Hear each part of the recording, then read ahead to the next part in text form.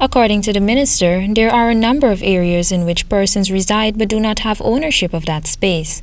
That is why the ministry is strongly working towards giving out titles and transports so that more persons can have access to better living conditions in the country. The other big thing I want to mention that we're looking forward to and paying attention is that we have a number of areas for which persons are reside, but they don't have ownership for that land, that space that in which they are living. Croal highlighted that in the ministry's move to eradicate squatting, it will work to ensure that the allocation process can be done much more efficiently in the year 2022. So we want to ensure that persons who are coming to housing, Ministry of Housing, or to the regional offices, that they will be able to benefit from services in a timely manner. The minister emphasized that the government has embarked on a national housing plan that caters for the housing needs of all Guyanese, and therefore there is absolutely no need for persons to engage in illegal land occupation. We have a program, the Adequate Housing Program, and while that is confined, the nature of it how is confined because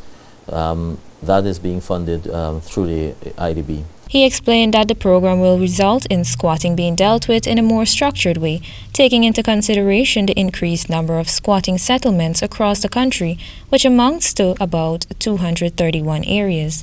That will see us seeking for the funding to be able to widen and embark on a similar kind of activity or program for such persons, for vulnerable persons. The only issue the ministry experiences through their housing allocation drive is that persons are not always in favor of the area that they have been allocated a house lot.